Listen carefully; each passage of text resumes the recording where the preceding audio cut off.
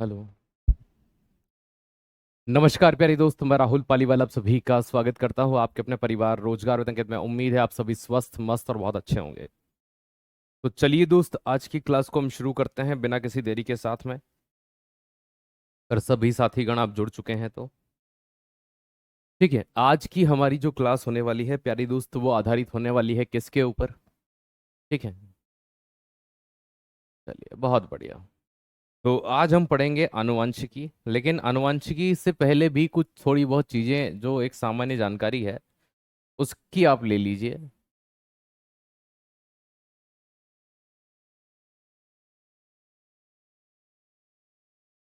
भाई जेनेटिक्स तो आप पढ़ेंगे ही, उसमें कोई दो मत नहीं है। लेकिन आप उसके पहले थोड़ा सा जैव विकास पढ़िए।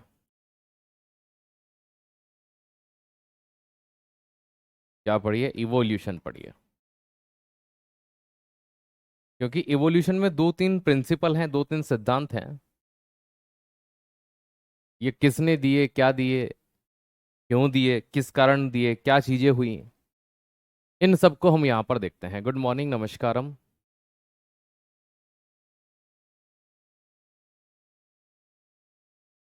चलिए, ठीक है।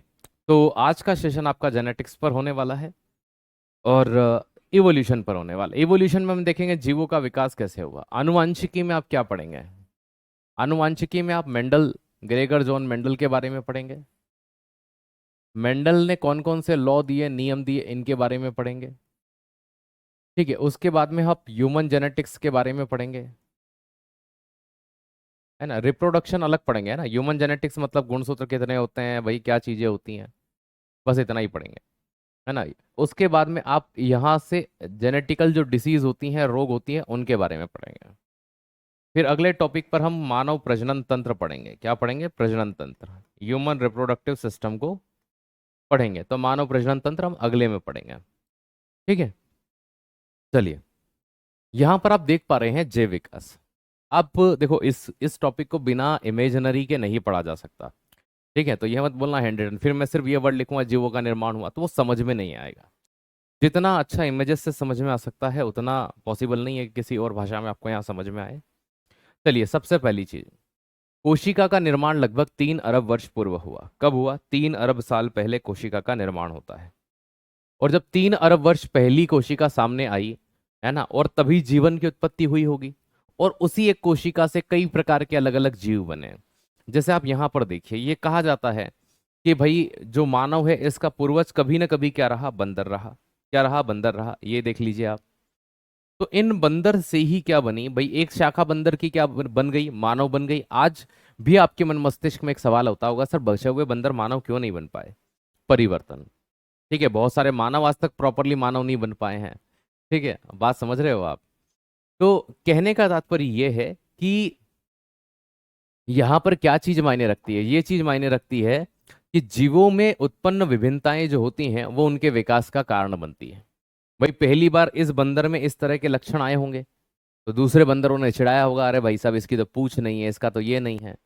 फिर ये बंदर देखो, ये इससे ऐसे बना, इससे फिर ये ऐसा बना, फिर इससे ये ऐसा बना, और इससे फिर ये ऐसा बना। मतलब एक विकास या एक डेवलपमेंट का चरण देखने को मिला। इसे ही जीवों का क्रमबद्ध विकास होना या जीवों में क्रमिक परिवर्तन होना, इसे ही जैव विकास अर्थात, है ना, याद रखना, इवोल्यूशन या ऑर्गेनिक डेवलपमेंट मत कहिए आप इसे। आप इसे ना जैव विकास ही कहिए, है ना। आप इसे इवोल्यूशन ही कहिए, है ना। वर्ड ये भी सही है, लेकिन ये वर्ड इसके लिए यूज ही नहीं होता है, इसलिए मैं इसको हटा रहा हूँ, है ना। ऑर्गेनिक डेवलपमेंट ही कहलाएंगे एक तरह से, लेकिन जो सही शब्द यहाँ पर होगा वो होगा इवोल्यूशन।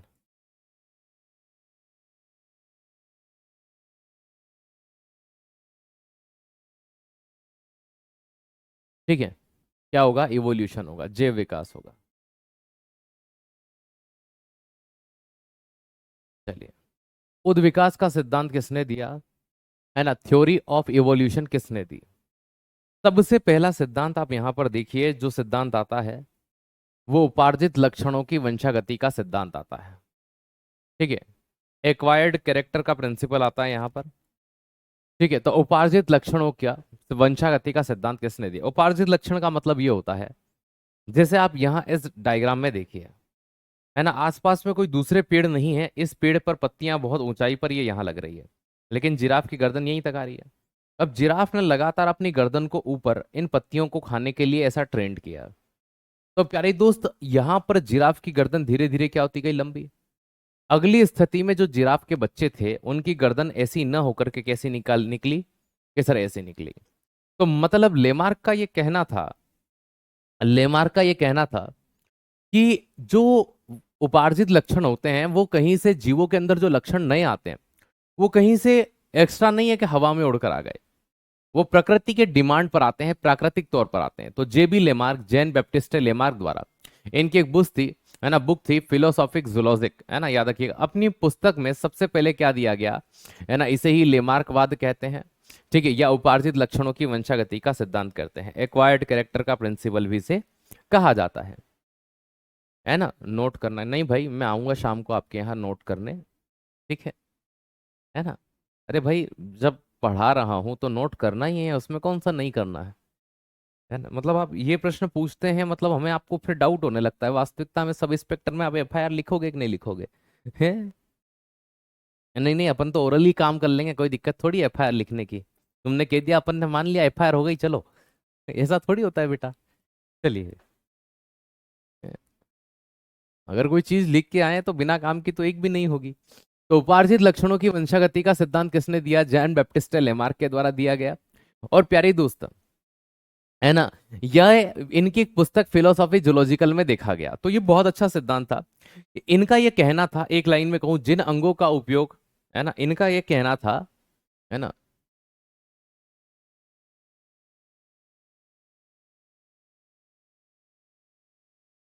इनके अनुसार, इनके मतलब लेमार्क, इनके अनुसार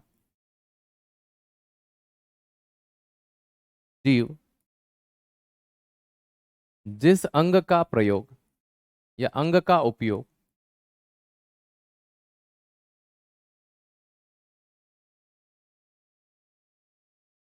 ज्यादा करते हैं,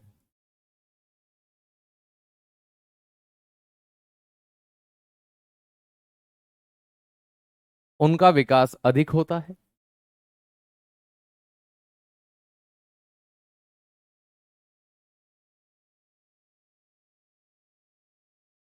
तथा, है ना, मैं आपको शॉर्ट फॉर्म में समझा रहा हूं कि ये कि इन्होंने क्या कहा, जिस अंग का प्रयोग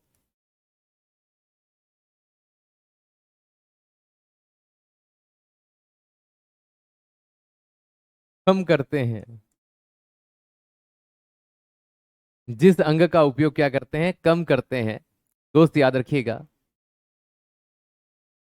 है ना।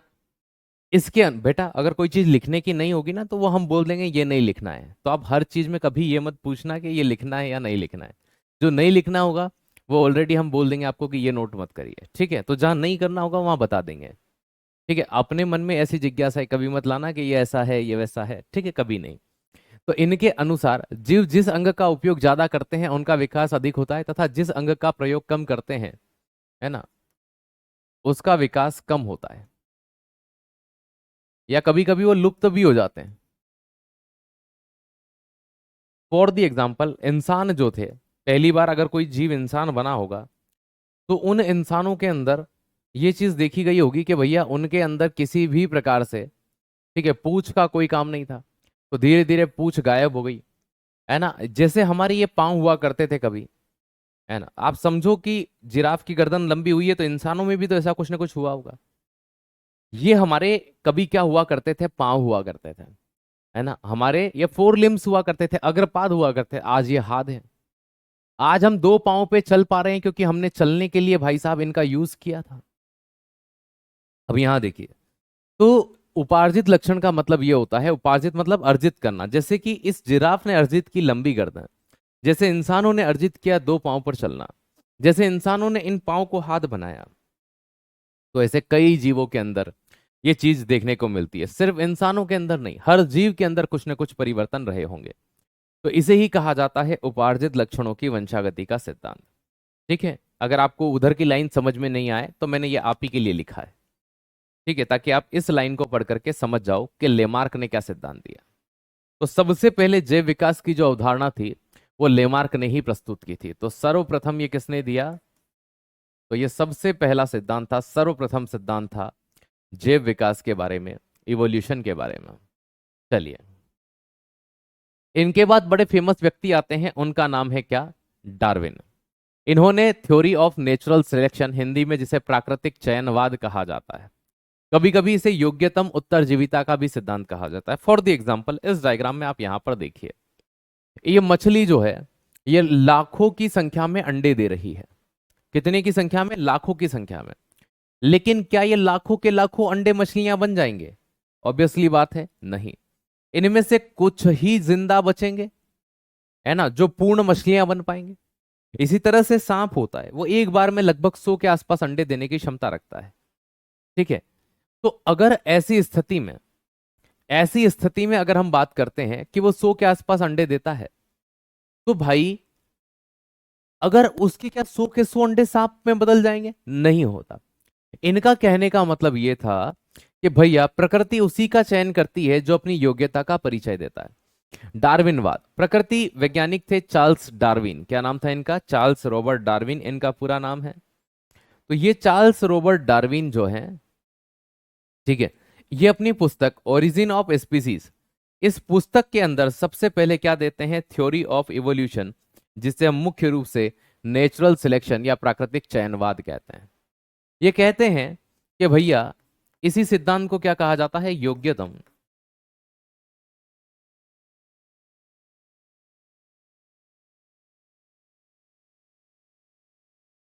उत्तरजीविता का सिद्धांत।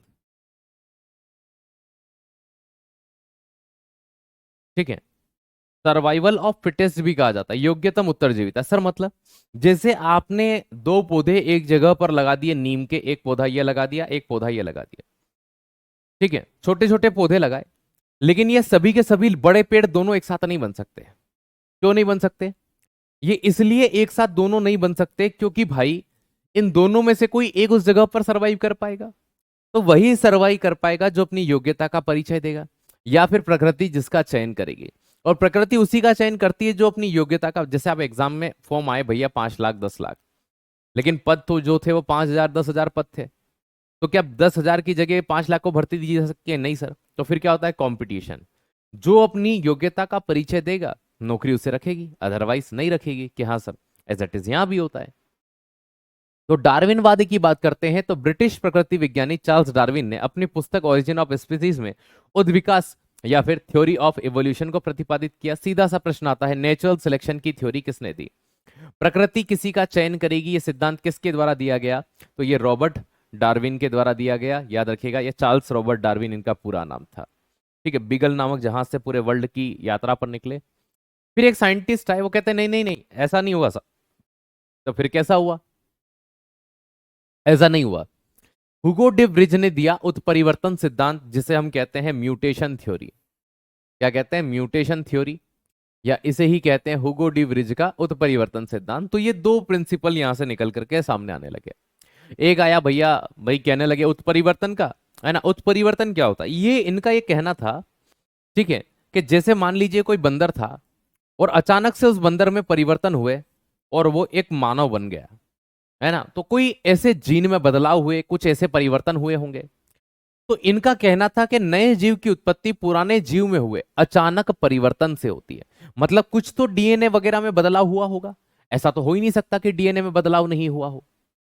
ठीक है, बात समझ रहे हो ना कि क्या चीज होती है? तो नए जीव की उत्पत्ति पुराने जीव में हुए अचानक परिवर्तन के कारण होती है, जिससे क्या होता है कि उस नए जीव का जब निर्माण होता है तब नई प्रजाति बनती है। जैसे इंसानों की एक नई प्रजाति बनी, ऐसा कहते हैं कि जैसे बिल्ली, है ना, ये जो कुत्ते हो गए, शेर हो गए, है ना, चीते हो गए, हालांकि मुख्य रूप से बिल्ली और चीते ये एक प्रजाति के जीव रहे हैं।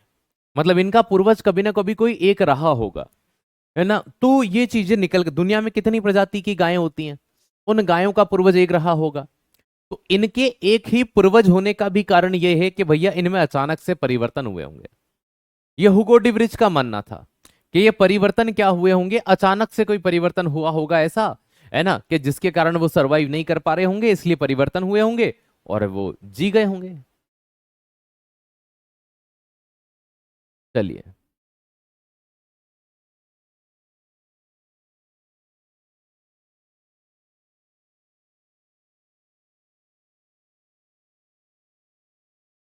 अगली चीज, अब पढ़ते हैं जेनेटिक्स। आनुवंशिकी या आनुवांशिकी एक ही बात है।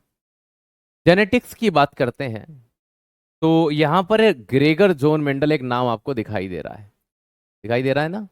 हाँ, इसे कहा जाता है फादर ऑफ जेनेटिक्स। क्या कहते हैं भाई? फादर ऑफ जेनेटिक्स कहते हैं इसको। तो फादर ऑफ जेनेटिक्स का जो दर्जा दिया जाता है,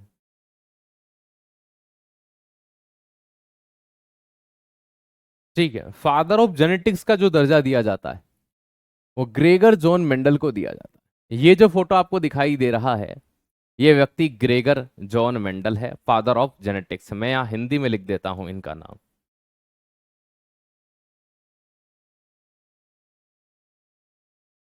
ग्रेगर जॉन मेंडल।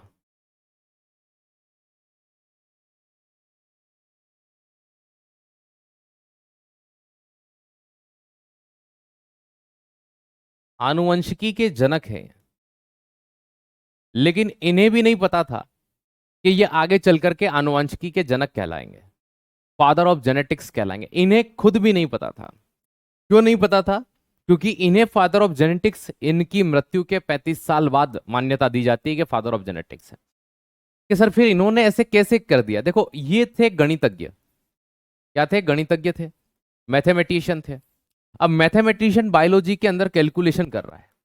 बायोलॉजी वालों को पहले ही मैथ समझ में नहीं आती है, रेशो दे रहे हैं भाई, 1:1 आता है, ठीक है, 9:2, 4:4, 6 आता है, समझ में ही नहीं आ रहा लोगों को बत कहना क्या चाह रहा है ये आदमी, ठीक है। तो इसलिए इनके सिद्धांत को शुरू में मान्यता नहीं मिली। लेकिन जब पता चला, ठीक है,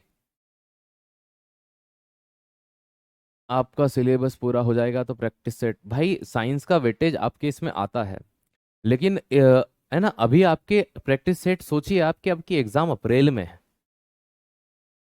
ठीक है, तो 6-8 महीने तक प्रैक्टिस सेट भाई कितने हैं? हर चीज की लिमिटेशन अच्छी होती है, लेकिन ओवर लिमिटेशन खराब होती है, ठीक है। आइए यहाँ पर, अगली यहाँ पर आनुवंशिकी क्या होती है, जेनेटिक्स क्या होता है। अभी मैंने एक चीज बताई, देखो, माता पिता से लक्षणों को बच्चे के अंदर ट्रांसफर किया जाना क्या कहलाता है? माता पिता से लक्षणों का कहाँ ट्रांसफर होना? बच्चों में। वंशागति का अध्ययन है जिसमें माता पिता से संतानों में हस्तांतरित होने वाले गुणों का अध्ययन किया जाता है। तो जेनेटिक्स क्या होता है? It's the study of hereditary. Hereditary मतलब वंशागति। जैसे माता पिता के लक्षण उनके बच्चों में, उनके लक्षण उनके बच्चों में, उनके लक्षण उनके बच्चों में, उनके लक्षण उनके बच्चों में, ये सीक्वेंस जो लगातार चलता रहता है, इसकी बात की जा रही है ना। इसकी बात कर रहे हैं कि आनुवांशिक लक्षणों की बात कर रहे हैं।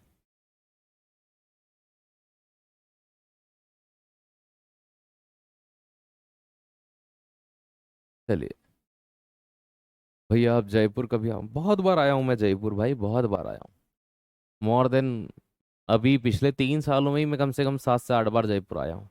पर अभी नहीं आया, इस साल में शायद पिछले लास्ट 4 महीनों से एक बार भी नहीं आया, ठीक है। चलिए,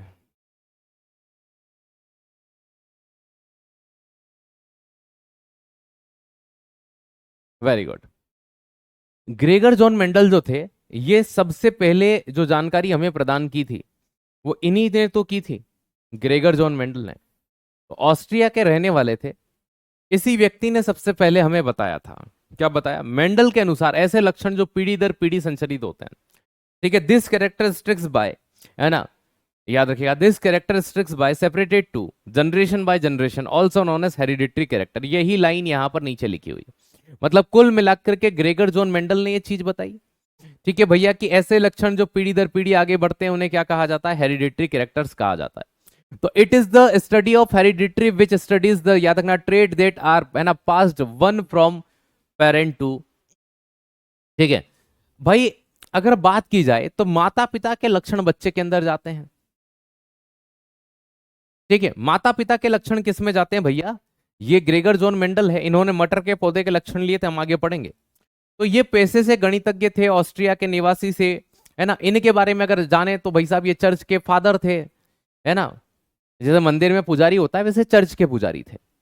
तो इन्होंने क्या किया, वंशागतिकी की बात की कि भाई वंशागतिकी का जो अध्ययन होता है जिसमें माता पिता से संतानों में हस्तांतरित होने वाले गुणों का अध्ययन किया जाता है। आप सोच रहे होंगे सर क्या पीपीटी क्यों लेके आए हैं? क्योंकि ये टॉपिक पीपीटी से पढ़ने में ज्यादा मजा देता है। ठीक है, क्यों? क्योंकि अगर मैं इन चीजों को लिखता तो ये आपको समझ नहीं आता, है ना। तो कुछ ऐसे टॉपिक होते हैं जैसे प्लांट। ठीक है, पूरा प्लांट मुख्य रूप से जिससे पढ़ा जाना चाहिए वो होता है पीपीटी। ठीक है, क्योंकि प्लांट को बिना पीपीटी से पढ़ना मतलब दिमाग का तहस नहस करना, है ना। अगर हमारे पास बोर्ड डिजिटल नहीं होता और मार्कर होता तो फिर तो ऑप्शन ही नहीं था। ठीक है, तो एक चीज तो ये, एक टॉपिक होता है वो फाइलम वाला, संघ वाला। उसमें जीव हमको दिखने लग जाते हैं, अच्छा ये जीव ऐसा होता है, ये जीव ऐसा होता है। एक वो वाला टॉपिक, एक जेनेटिक्स वाला टॉपिक। ठीक है, एक ह्यूमन ब्रेन वाला टॉपिक। ये कुछ टॉपिक हैं जिनको इनसे ही पढ़ने पे मजा आता है। एक ही गुणों के विभिन्न विरोधी रूपों को प्रकट करने वाले पौधों को एक दूसरे का एलिल कहा जाता है। क्या कहते हैं? एलील। एलीला। एलील के सर मतलब देखो दोस्त, समझाता हूं मैं आपको। एलील, अगर मैं कहता हूं कि ये लंबा है और ये बोना है, समझो यहां पर मैंने आपसे कहा कि एक लंबा है और एक बोना है, तो मैं कह सकता हूं ये एक दूसरे के एलील है। एक लॉन्ग है, एक ड्वार्फ है। बात समझ में आई आपको कि एक लंबा है, एक बोना है। एक लंबा है, एक बोना है। अब देखो, लंबा हो चाहे बोना हो, दोनों में बात किसकी हो रही है? हाइट की बात हो रही है। टाई की बात हो रही है, हाइट की। मतलब एक ही चीज को रिप्रेजेंट कर रहे हैं, एक की हाइट कम है, एक की हाइट ज्यादा है। यही हो रहा है ना। तो ये एक गुण हुआ, तो याद रखना, एक ही गुण, एक ही गुण के विभिन्न विरोधी रूप। विरोधी का मतलब क्या हो गया? गुण क्या था? हाइट का। लेकिन विरोध क्या हो गया? एक छोटा रह गया, एक लंबा रह गया। तो विरोधी रूप को प्रकट करने वाले पौधों के एक दूसरे के, तो ये एक दूसरे के ये जो गुणसूत्र हैं ये क्या कहलाएंगे? एलिल कहलाएंगे। जैसे कि अगर मैं बोल दूं कि भैया आपका ब्लैक और व्हाइट हो जाए, तो ब्लैक और व्हाइट, तो ब्लैक और व्हाइट एक दूसरे के क्या होंगे? के सर एलिल होंगे। ठीक है, गोरा और काला वही चीज होती है भाई साहब, एक दूसरे के एलिल होंगे। तो एलिल का मतलब एक गुण के, एक ही गुण है लेकिन वो अपोजिट में पाए जाते हैं, विपरीत पाए जाते हैं। ठीक है, बात समझ में आई? तो एक ही गुणों के विभिन्न विरोधी रूपों को प्रकट करने वाले पौधे को एक दूसरे का एलिल या एलिमॉर्फ कहते हैं। ठीक है, क्या कहते हैं? एलिमॉर्फ कहते हैं। उदाहरण के लिए लंबापन और बोनापन एक दूसरे के एलिल है। एक लंबा है, एक बोना है।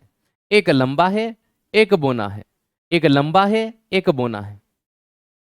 तो ये जो है ना, ये एक दूसरे के क्या हो गए प्यारे? एलिल हो गए। एलिल का मतलब समझ गए ना, कि एक ही गुण हो लेकिन विरोधी हो, विपरीत हो, उन्हें कहा जाता है। जैसे कि रंग की ही बात कर रहे हैं, एक गोरा है, एक काला है, मतलब सफेद और काला। इस तरह के गुणों को एक दूसरे का एलिल कहा जाता है। तो ये वर्ड बार बार आएगा कि एलिल क्या होते हैं। अगर मैं कहीं पर लिख दूं कि भैया एक्स एक्स और एक्स वाई एक दूसरे के एलिल हैं, तो ये आपको ध्यान देना होगा कि हाँ वास्तविकता में ये एक दूसरे के एलिल हैं, क्योंकि एक में एक गुणसूत्र बड़ा, एक में एक छोटा होता है। चलिए, वे लक्षण जो आपको प्रत्यक्ष दिखाई देते हैं, जैसे कि मान लीजिए मैं आपसे दो पौधे आपको दे रहा हूं। मैंने एक पौधा ऐसा लगाया और मैंने एक पौधा यहां पर ऐसा लगाया। तो ये पौधे नहीं दिख रहे, आपको आदमी दिख रहा होगा। ठीक है, आप यहां देखिए।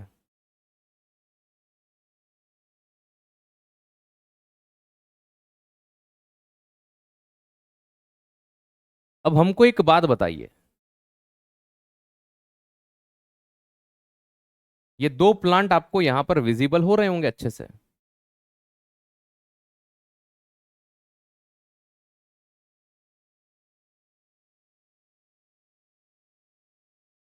ठीक है, अब एक चीज हम आपसे ये पूछना चाह रहे हैं कि अगर आपको ये दो प्लांट दिखाई दे रहे हैं, ठीक है, तो बताओ लंबा वाला कौन सा?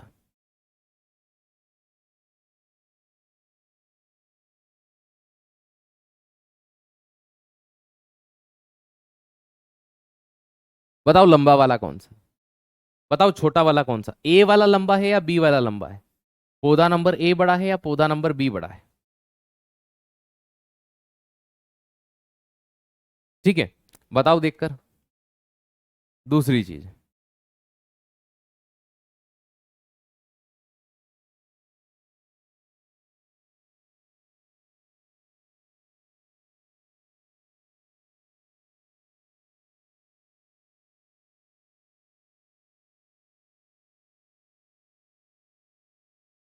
दूसरे नंबर पर आपको दो पुष्प दिखाई दे रहे होंगे, ठीक है, पुष्प नंबर ए, पुष्प नंबर बी। ठीक है, पीला कौन सा, गुलाबी कौन सा? अब आपको ये समझ में आ गया कि सर ए लंबा है, बी बोना है ना, यहाँ ए वाला गुलाबी है, बी वाला येलो है। तो देखो, इसमें आपको कोई गुणसूत्र देखना पड़ा क्या, क्रोमोसोम देखना पड़ा क्या? आपने बाहर से ही देख लिया ना। तो ऐसे लक्षण, जैसे मान लीजिए एक लड़का लंबा है एक बोना है, तो ये तो बाहर से ही दिख गए ना आपको। तो वे लक्षण जो प्रत्यक्ष दिखाई देते हैं, मतलब बाहर से ही दिखाई दे जाते हैं लाला, उन्हें फिनोटाइप कहा जाता है। क्या कहा जाता है? फिनोटाइप। और ये पता नहीं चल रहा है कि ये भाई हाइब्रिड पौधा है या कैसा, मतलब गुणसूत्र देखकर जो पता चलते हैं उन्हें जीनोटाइप कहते हैं, है ना। फिनोटाइप आनुवंशिक, और बाहर से दिखाई नहीं देते उन्हें क्या कहा जाता है? जीनोटाइप। भाई इसके अंदर क्या है, किस प्रकार के, भाई देखो कोई मादा है तो आपको ये जरूर पता है कि फीमेल के अंदर एक्स एक्स क्रोमोसोम होगा, मेल के अंदर एक्स वाई क्रोमोसोम होगा, लेकिन क्या ये बाहर से दिख रहे हैं आपको एक्स वाई है? आपको बाहर से एक्स वाई क्रोमोसोम दिखता हुआ प्रतीत हुआ क्या? कि सर नहीं हुआ। तो जब बाहर से आपको एक्स वाई क्रोमोसोम नहीं दिख रहा है, तो हाउ कैन यू डिटरमाइन, कि सर नहीं बता सकते।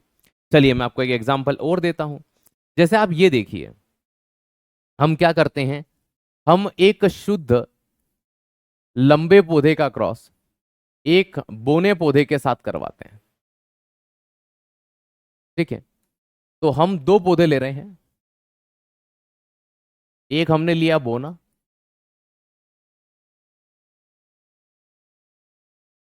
ड्वार्फ, एक हमने लिया लॉन्ग, लंबा पादप। हमने दो पौधे लिए, है ना। हमेशा कभी भी गुणसूत्र एक साथ दोनों नहीं जा सकते, तो ये अलग होते हैं। यहां भी टी आएगा, यहां भी टी आएगा, यहां भी टी आएगा, यहां भी टी आएगा। इसका क्रॉस इसके साथ होगा तो टी और टी, इसका इसके साथ होगा तो टी और टी, इसका इसके साथ होगा तो टी और टी, इसका इसके साथ होगा तो टी और टी।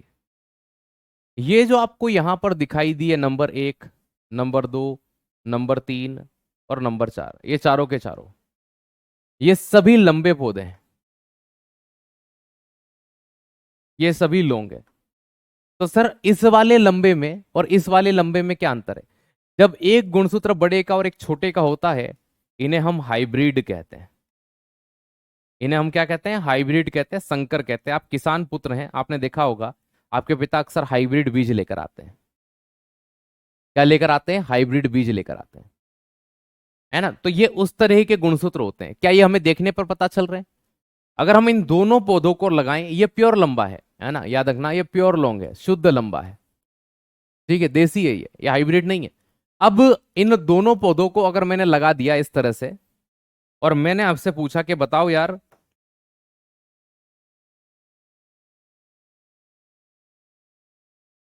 है ना, बताओ यार कि कौन कितना बड़ा होगा,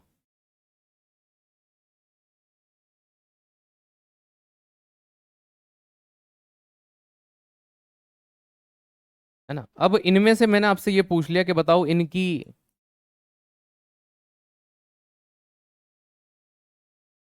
भाई दोनों ही लंबे, बाहर से आप देख पा रहे हो, एक शुद्ध लंबा है और एक हाइब्रिड लंबा है। अब मैं आपको बाहर से इनके पूछ रहा हूं कि बताओ कि कौन सा हाइब्रिड है, तो आप कहो सर दोनों तो लंबे लेकिन गुणसूत्र नहीं दिख रहे। तो जो लक्षण बाहर से आपको देखकर पता चल रहे हैं, ये लंबापन का गुण देखकर पता चल रहा है कि लंबे हैं, तो ये आपका फिनोटाइप है। कौन सा टाइप है? फिनोटाइप। लेकिन वो आपका शुद्ध लंबा है कि हाइब्रिड है? वो आपका प्योर लॉन्ग है कि वो आपका हाइब्रिड लॉन्ग है? वो आपका शुद्ध लॉन्ग है कि हाइब्रिड लॉन्ग है? ये आपको गुणसूत्र देखकर ही पता चलेगा। तो ये जो आपका टाइप है, ये जीनोटाइप है। वो फिनो था, ये जीनोटाइप है। तो वह गुण जो गुणसूत्र देखकर ही पता चलते हैं।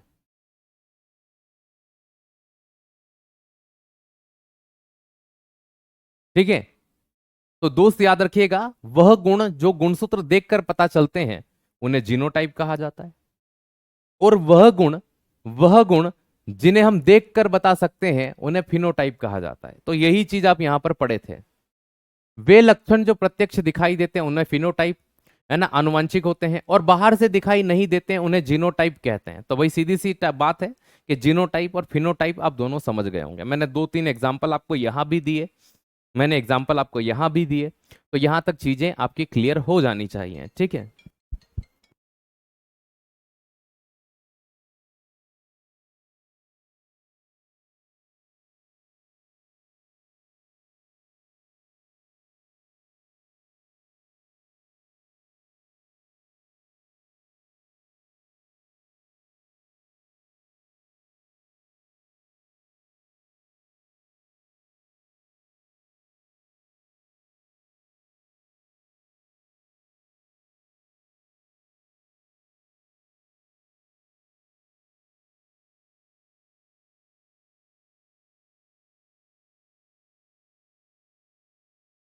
चलिए,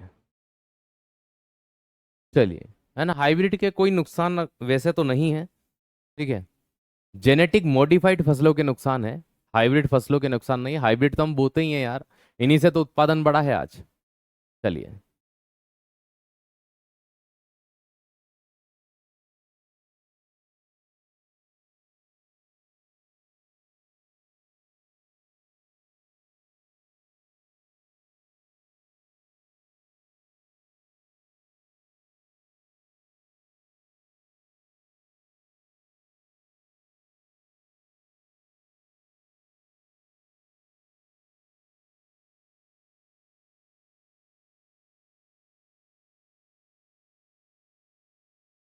चलो, ठीक है,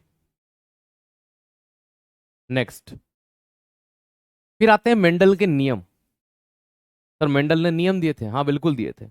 मेंडल लॉ ऑफ डोमिनेंस, प्रभाविता का नियम। देखो, इन्होंने प्रभाविता का नियम दिया और कहा कि पहली पीढ़ी में केवल प्रभावी लक्षण दिखाई देते हैं। कि सर मतलब ये कि प्यारे दोस्त ये समझो कि जैसे हमने यहां पर एक लंबा लिया पौधा, एक बोना लिया। क्या सर लिया? तो एक लंबा और एक बोना पौधा आपने लिया कि नहीं लिया? कि सर लिया। तो यहां पर अगर मैं इसको एक काम करता हूं, यहां कॉपी करके इसको यहां पर ले लेते हैं।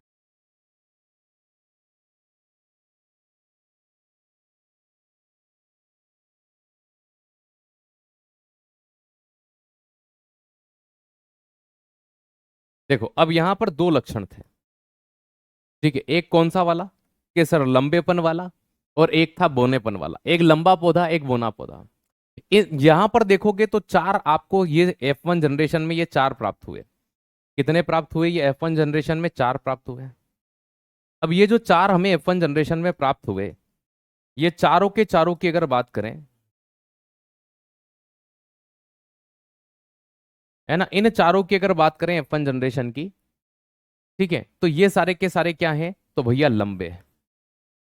ये सभी लंबे हैं, ये सभी लॉन्ग है। बस डिफरेंट ये है ना, कि ये संकर लंबे हैं। ठीक है? कैसे हैं? संकर हैं, हाइब्रिड है। अब देखो, ऊपर हमने दो लक्षण लिए थे। ठीक है? एक हमने लिया था लंबापन, एक लिया था बोनापन। आप देखिए यहाँ पहली पीढ़ी के अंदर F1 जनरेशन जब पहली बार क्रॉस होकर के बच्चे पैदा हुए तो सारे कैसे हुए? कि सर लंबे हुए। मतलब इन दोनों में से प्रभावी लक्षण कौन सा है? कि सर प्रभावी लंबापन है, डोमिनेंस। आपको अभी भी समझ में नहीं आया तो मैं ऐसे समझाता हूं। अगर एक है ना। मान लीजिए कोई बच्चा पैदा हो रहा है, माता पिता की संतान है, उनमें से हो सकता है एक की हाइट कम हो या है ना एक की हाइट ज्यादा हो। लेकिन अगर दोनों ही गुणसूत्र अगर छोटे वाले गए तो बच्चा छोटा ही पैदा होगा। लेकिन एक गुणसूत्र लंबे वाला चला गया उस बच्चे के अंदर और एक छोटा वाला गया, तो वो बच्चा ऐसा नहीं होगा कि भाई साहब वो कम हाइट कर रहा है, उसकी हाइट ज्यादा ही होगी। ये डिपेंड कर रहा है क्रोमोसोम के ऊपर। तो याद रखना ये प्रभावी हो गया, और ये बोनापन क्या हो गया, अप्रभावी हो गया। क्या हो गया, अप्रभावी, नॉन डोमिनेंस हो गया।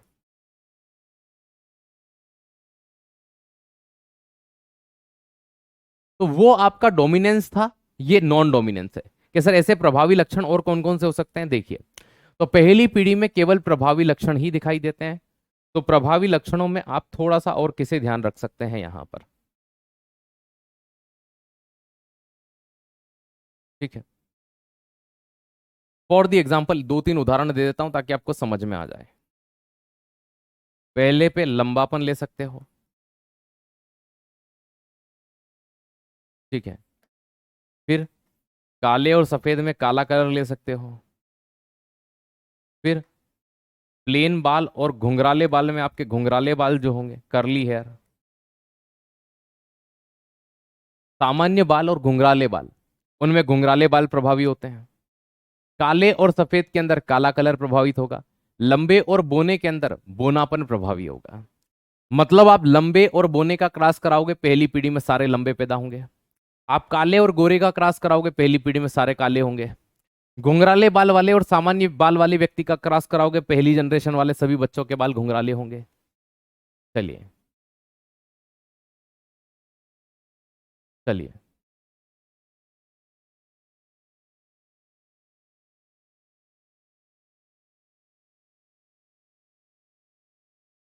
चलिए। मेरा भाई आपको थैंक्स बोल रहा है, बिकॉज उसका आर्मी रिटर्न क्लियर हो गया है, आपसे ही पढ़ा था।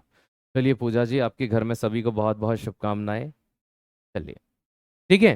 तो इसे कहते हैं प्रभाविता का नियम, के पहली पीढ़ी के अंदर सभी के सभी जो कैरेक्टर होते हैं वो प्रभावी होते हैं। दूसरा लक्षण, मेंडल का पृथक्करण का नियम। पृथक्करण का नियम क्या होता है, देखो मैंने अभी आपको ये चीज पढ़ाई, यहां पर इसको देखा आपने, ठीक है, इसको देखा। अब मुझे एक बात बताओ, का हमने इन दोनों गुणसूत्र को जब क्रॉस कराया तो क्या दोनों एक साथ गए थे उधर क्रॉस करने के, नहीं सर। जब ये वाला गया, है ना, जब ये वाला गया तब ये वाला नहीं गया, और जब ये वाला गया तब ये वाला नहीं गया। सेम इधर से भी, जब इधर से ये वाला आया तब ये वाला नहीं आया, और ये वाला आया तब ये वाला नहीं आया। तो इन दोनों में से ये कहते हैं पृथक्करण का नियम। पृथक्करण का मतलब दोनों गुणसूत्र का अलग होना, एज ऐसे एज इट इज हमारे इसमें भी होता है। सर कैसे होता है, जैसे ये समझो कि एक्स एक्स, ठीक है, आप सभी जानते हैं, है ना, कि ये मादा या फीमेल को कहा जाता है। एक्स वाई, ठीक है, आप सभी जानते हैं कि ये नर के लिए यूज किया जाता है। अब ये दोनों गुणसूत्र कभी एक साथ नहीं जाते, या तो इधर से एक्स जाएगा या ये वाला एक्स जाएगा, ठीक है। इधर से ये वाला एक्स जाएगा या फिर वाई जाएगा, दोनों एक साथ कभी नहीं जाते, ठीक है। यहां देखो आप, जब इसका क्रॉस इसके साथ हुआ तो ये वाला नहीं आया, ठीक है। जब इसका क्रॉस इसके साथ हुआ तो फिर इधर से ये वाला और ये वाला नहीं आया। सिंगल सिंगल आते हैं सारे। इसका क्रॉस इसके साथ हुआ तो भैया ये दोनों नहीं आए, और इसका क्रॉस इसके साथ हुआ तो फिर ये दोनों नहीं आए। तो इसका इसके साथ होगा तो एक्स एक्स, इसका इसके साथ होगा तो एक्स वाई, इसका इसके साथ होगा तो एक्स एक्स, और इसका इसके साथ होगा तो एक्स वाई। मतलब 50% चांस है कि लड़का होगा, किसी को भी आप बता सकते हो, और 50% चांस है कि लड़की होगी। ये, तो इसी को कहते हैं भाई, ये जो घटना आपने यहां पर देखी कि युग्मकों का पृथक्करण, युग्मक अलग अलग सेपरेट हो जाते हैं, तो इसे क्या कहते हैं, युग्मकों का पृथक्करण कहते हैं। चलिए,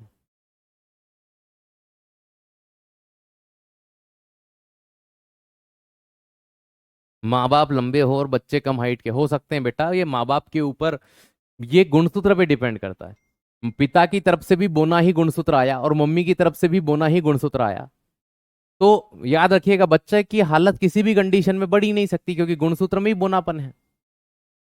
बात समझ में आपको अब आ गई होगी। चलिए नेक्स्ट, है ना, ये पहले इस नियम को पढ़ लेते हैं। कहाँ गया, ये रहा। मेंडल के पृथक्करण का नियम या युग्मकों की शुद्धता का नियम। ठीक है, प्रत्येक कारक अलग हो जाते हैं और केवल एक कारक ही युग्मक में पहुंचता है। जैसे ये समझिए, ये टी और टी यहां पर लिखा हुआ है, इनमें से बड़ा टी अलग हो गया, छोटा टी अलग हो गया, दोनों अलग अलग हो गए। ये यहां पर देखिए, ये येलो और ग्रीन का क्रॉस करा रहे थे, सिर्फ एक वाला भाई और इधर वाला छोटा भाई, है ना। येलो और ग्रीन में येलो डोमिनेंस होता है, कौन प्रभावित होता है, येलो प्रभावी होता है। तो ये चीज दिखाई दे रही है। तो ये चीज जो आपको दिखाई दे रही है ना, कि प्रत्येक जोड़े में से, फैक्टर का मतलब यहाँ जोड़ा है, जोड़े में से एक ही गुणसूत्र जा सकता है, दोनों नहीं जा सकते। तो पर्टिकुलर पेयर में से, इसे कहते हैं पृथक्करण। पृथक्करण मतलब अलग हो जाना, सेपरेट हो जाना।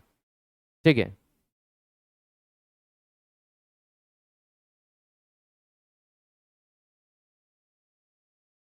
ओके, तो ये चीज आपने यहां पर देखी, ये गुणसूत्र कैसे अलग हो जाते हैं। तो एक्स एक्स मतलब लड़की उत्पन्न होगी। ठीक है। और एक्स वाई का मतलब क्या है, कि भैया लड़का उत्पन्न होगा। और एक्स एक्स का मतलब क्या है, कि लड़की उत्पन्न होगी। तो ये थोड़ा सा आप ध्यान रखिएगा, है ना। मादा का मतलब एक्स एक्स होता ही है। चलिए, फिर आता है स्वतंत्र अपव्यूहन का नियम। जैसे इस नियम को समझने के लिए आपको अपने आप को समझना होगा। आप अपने दोस्तों के साथ कैसा बिहेवियर रखते हैं, कि सर पता नहीं हम कुछ भी बोलते रहते हैं। क्या सेम बिहेवियर अपने घर पर रखते हैं, कि सर नहीं रखते। आप अपने दोस्तों के साथ जो बिहेवियर रखते हैं, वो बिहेवियर अपना घर नहीं रखते। वो अपने घर पर ऐसा काम नहीं करते आप।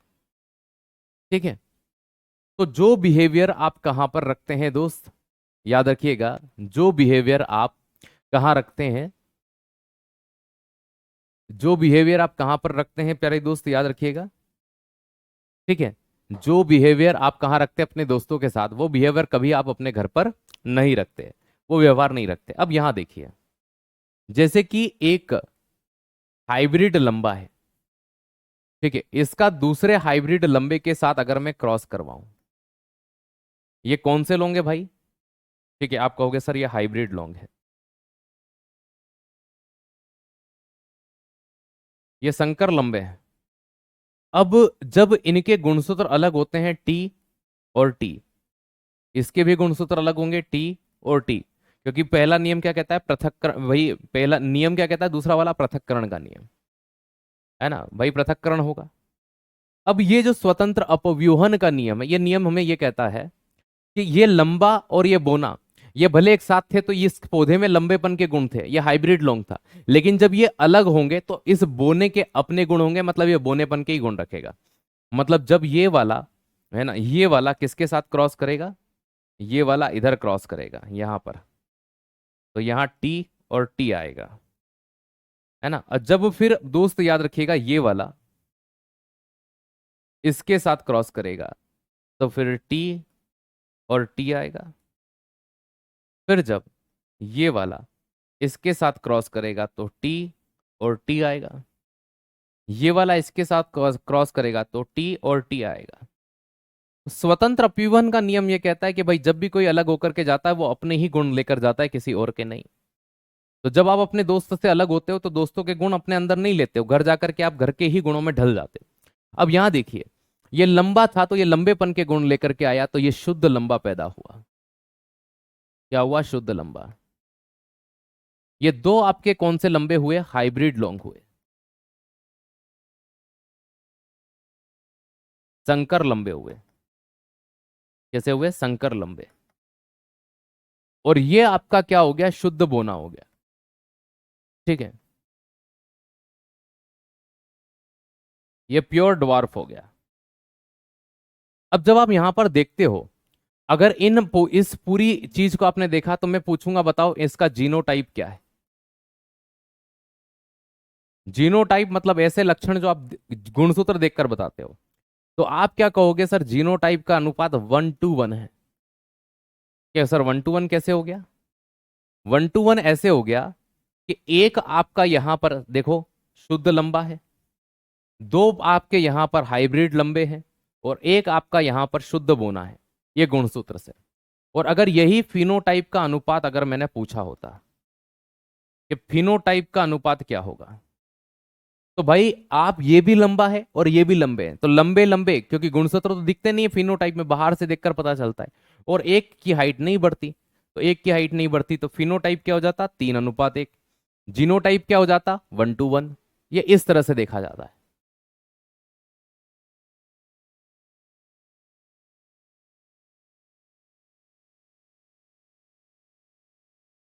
मेरे पिता स्वस्थ हैं तो बच्चा विकलांग कैसे हो गया? देखो बेटा, आप कभी कभी क्या सोचते हैं कि सारा ही काम, पिता स्वस्थ हैं तो बच्चा ऐसा होगा, ऐसा नहीं होता है। हजारों फैक्टर होते हैं, आनुवंशिक रोग होते हैं, है ना, गुणसूत्रीय परिवर्तन होते हैं, वातावरण के उपस्थित कारक होते हैं, वायरस फंगस के कारण किसी की बॉडी पैरालाइज्ड मार जाती है तो अंगों का विकास नहीं होता है। हजारों कारण होते हैं, सिर्फ गुणसूत्र को ब्लेम देने से नहीं होगा। ठीक है, तो पहले तो अपने मन मस्तिष्क में ये चीज निकाल दो, है ना, कि मेरे पिता ऐसे हैं, तो आपके माइंड में डाउट आ जाता है कभी कभी, हमारे पड़ोस में दोनों काले हैं, उनका बच्चा सफेद कैसे हो गया? पचासों दूसरे कारण है, जेनेटिक कारण दूसरे हैं, कई कारण है ऐसे। ठीक है, तो आप एक पर्टिकुलर कारण को ब्लेम नहीं कर सकते हैं। चलो।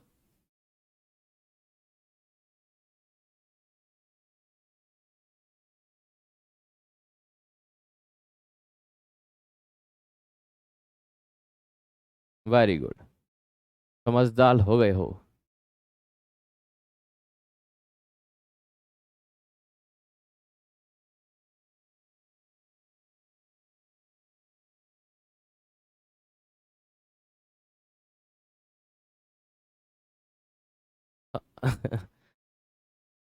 आगे आते हैं, देखो, अब प्रश्न ये आता है,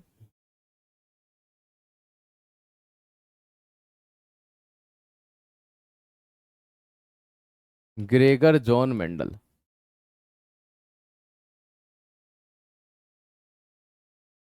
जिन्हें फादर ऑफ जेनेटिक्स कहते हैं, इन्होंने अपने प्रयोग के लिए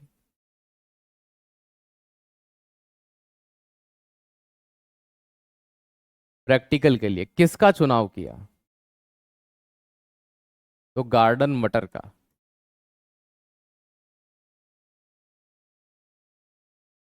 किसको चुना? गार्डन मटर को, या मटर के पौधे का चुनाव किया। और मटर के पौधे के कितने लक्षण लिए? तो 7 लक्षण।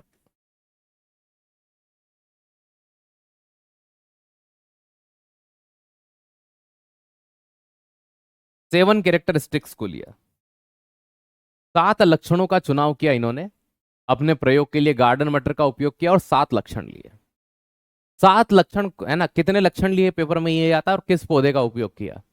तो एक तो गार्डन मटर का यूज किया, और 7 लक्षण, 7 कैरेक्टर। वो 7 कैरेक्टर कौन कौन से थे, यहां देखो, ये 7 लक्षण है। सर हम इसको कैसे लिखेंगे? आपको लिखना है सीड मतलब बीज। बीज कैसे थे? तो बीज भाई साहब देखिए, है ना, सीड मतलब भाई उन्होंने जो बीज लिए, वो बीज कैसे थे? ठीक है, तो गोलाकार थे या झुर्रीदार थे? ठीक है, तो गोलाकार, है ना, या झुर्रीदार थे? ठीक है, वो पीले थे कि हरे थे? वो पीले थे कि भैया हरे थे? ठीक है, तो एक लक्षण ये हो गया, बीज का, है ना भाई, आकार देखकर, दूसरा बीज का कलर देखकर। फिर आते हैं पुष्प का, भाई पुष्प का रंग देखकर, पुष्प सफेद थे कि बैंगनी थे, या बैंगनी लाल भी बोल सकते हो आप, वैसे बैंगनी ज्यादा आता है। ठीक है, फिर पोड का मतलब फली आती है, जो फलियां थी वो पूरी थी या गोलाकार भी कह सकते हो। ठीक है, या फिर वो कैसी थी, दोस्त याद रखिएगा, झुर्रीदार थी।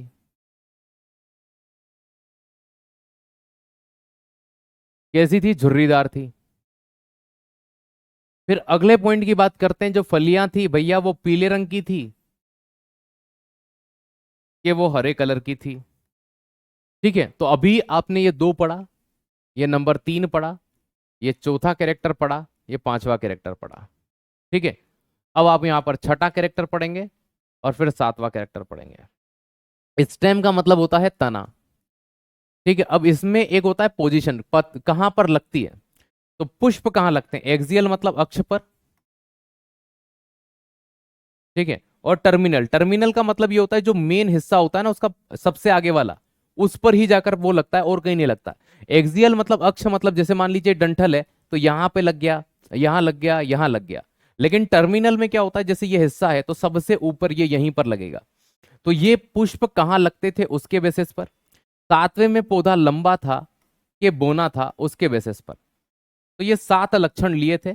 आपको ऐसे सातों लक्षण अगर आप याद रखें तो अच्छी बात है, वैसे आपके पेपर में इतना डीप आता नहीं है। ठीक है, तो ये चीज आप यहां पर सिंपलेस्ट वे में याद रखेंगे। टोटल ये 7 कैरेक्टरिस्टिक्स होते हैं, आपके 7 लक्षण होते हैं। आज की क्लास यहीं पर एंड करेंगे, यहीं पर विराम करेंगे, क्योंकि इसके आगे अब हमें पढ़ना है मानव आनुवंशिकी, जो हम कल पढ़ेंगे। और फिर उसी में हम पढ़ेंगे ह्यूमन मतलब डिसीज या आनुवंशिक रोग, जेनेटिक डिसऑर्डर पढ़ेंगे। धन्यवाद।